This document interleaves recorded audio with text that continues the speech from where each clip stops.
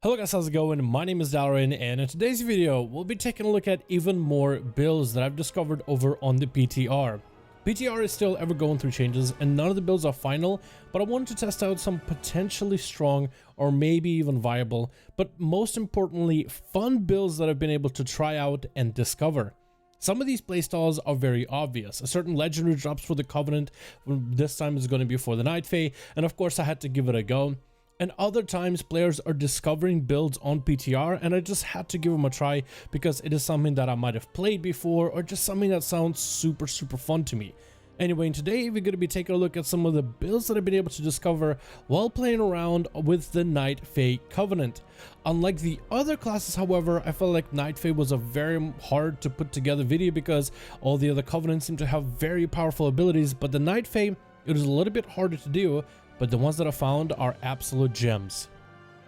First one is going to be an obvious one, with Druid Convoke being as strong as it is. When you add a legendary that lets you have the duration of Convoke but also have its cooldown, with the caveat that it's going to use more of your class specific powerful abilities, so for a balanced Druid you might be able to see a lot more Star Surges and maybe even more full moons during your playstyle. It's definitely a legendary that's more forefront, and with how Druid cooldowns are set up, at least for Boomkin and Feral, a lot of your big button cooldowns are 3 minutes, while Convoke is a 2-minute CD.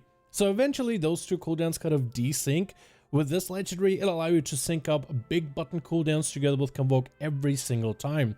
Theoretically, in Mythic Pluses, if there's a certain trash bag that's super tough, or some rare or an elite that's giving you a hard time, especially with those lieutenants added into the Season 2 affix, you might be able to have an answer for every tough encounter as a Druid. Combined together with the best Soulbind for Night Fae, the Naya Soulbind, when you use your Covenant ability, it gives you mastery. The longer the CD of your ability, the more mastery you get. With this legendary, you still get the full benefit as if this ability was a 2-minute cooldown, just at a 1-minute CD with massive amounts of mastery, which I honestly cannot wait to test out and try out the burst as a Feral Druid. Next is a build that I've always wanted to try somehow make work, and that is the Night Fae Retribution Paladin, or just Night Fae Paladin in general. Not the most popular Covenant at all, compared to the Kyrian and the big Judgment build, the Venthyr and how strong Ashen is, especially for Holy Paladin.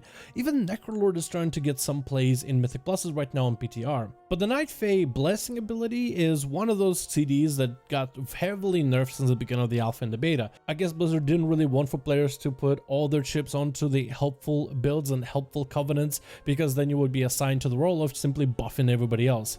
But I kind of like the idea. It is a playstyle that was used for older WoW expansions, primarily can be seen in TBC, which just how many buffs the Paladins bring. It wasn't a class originally designed to do well by itself, it is rather a class to buff others to see them do well. Part of the philosophy made it into the blessing ability, and the legendary, I think, finally sorta kinda allows you a little bit of the strength of this blessing of the Covenant. By allowing every one of these blessings to have 100% effectiveness for even a small window, does allow Blessing of Summer to put up quite a bit of damage, whether it's you are the one doing it or an ally. The CDR does actually give you a boost of cooldown reduction. The other benefits for the healing component or the damaging component with the slow can be given to a tank, can be given to a healer, so they kind of sort of have some form of benefit for your allies. Just personally a fun build that I've been enjoying so far, and I really do like how finally you might be able to play a legendary that at least plays onto the whole buff big playstyle. Very excited to see what this one will look like in the future. Next we have the Night Fae Warlocks, and if you're playing TBC right now, or if you played Legion before, then you know that at some point Warlocks used to AoE just by spam casting Seed of Corruption at their enemies. This ability used to do back in the day a ton of damage, and during Legion it was your primary way of doing any kinds of AoE. It was such a strong playstyle, and at the time it was also very simplistic. The damage it could put out was actually quite crazy, and a lot of classes were envious of Warlocks. It looks like that playstyle is actually making a return in the next patch. Blizzard has taken some steps forward in patch 9.1 to offset a little bit of that single target dominance that Affliction Warlocks currently hold in the Mythic Pluses as well as in raids. They're just extremely strong right now, but they are bolstering a little bit of their multi-downing capability and a little bit of their AoE playstyle. With the Night Fae legendary that does give on Soul Rod a load of stats, it does give you an opportunity to just blast out a bunch of these seeds, and right now testing it out on PTR, it actually does quite a bit of damage. This is a playstyle that I remember checking out once I finally got a Warlock up and running for Legion. And back in Legion, it was just one of those things where, as a rogue playing Outlaw in particular, I really had to go all out to get the most AoE damage. Time a Blade Flurry legendary and max out the damage I had during the moment, and it was really difficult for me to compete damage-wise though, especially against Windwalkers and Demon Hunters, and how just effective they were at AoE damage. Nothing was better than going on my rogue and try-hardening keys and not really seeing the success I wanted, and then taking a break and playing a spec better designed for AoE with an easier playstyle. And that's more or less what this playstyle for Warlock is looking like. Not saying that it's going to be easy and like brain dead or baby mode or anything like that. It's a very fun playstyle. It's very effective, and I do like the simplicity. I think it's really good to have some alts that are like really easy to get into. That's why I always tell people to get a hunter as an alt character. And I feel like Warlock, the Affliction build with Seeds, it's going to be fun because it's a build that I used to play, but also it's a build that's proven itself to be quite strong over on 9.1 PTR. And I was able to get decent numbers without even having the proper soulbind. So imagine this character fully geared, stocked to the teeth with working soulbinds. The damage is absolutely absurd. Finally, we have the Night Fae Monk. I really enjoyed this Covenant from the beginning of the alpha and beta testing because of what it allowed you. A lot of these Covenant abilities turned out to be very long CD abilities. Some you press every 40 seconds, every minute 20, 2 minutes, but the Night Fae ability had a short 30-second CD with potential to reset quite often. You draw down a Fae line which does damage or healing based on your spec, and while standing in the Fae line while executing your damage rotation or healing rotation depending on your spec, you have a chance to reset the cooldown of the Fae line. One of the biggest drawbacks from the ability itself is the RNG of it. So sometimes you'll be standing on it trying to reset it and it just doesn't happen. And if, let's say, you have to move the boss or you have to move out of mechanics and you move out of the blue line, then you kind of just screwed. You can't really get it back until the cooldown is up.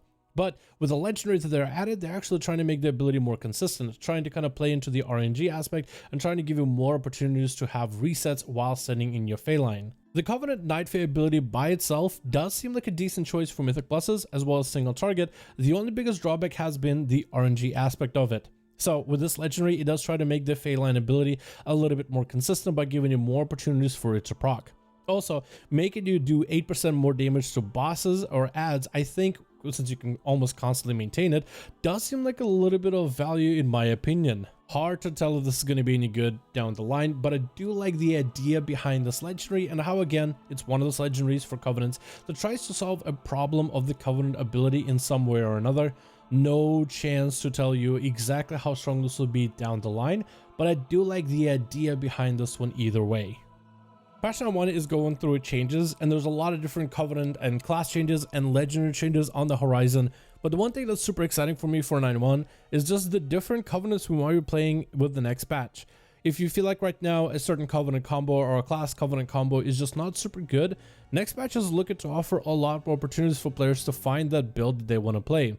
With better gear in the next patch and with adjustments towards legendaries and how classes play, I won't be surprised if the canvas of what classes which Covenant is going to shift pretty drastically in a variety of different ways for this next upcoming patch as the meta changes, as the new raid season comes out, as the new Mythic Plus season rolls out, as players try all the different builds and everything that's new. It's going to be very interesting to see what we'll be able to play with come next patch. But anyway, I'm going to wrap up the video here. These were the fun builds that I've really enjoyed over on PTR for patch 9.1 Night Fae. But thank you guys so much for checking out this video. I really do hope you guys enjoyed. Let me know your thoughts in the comments below. And as always, I'll see all of you guys in another video.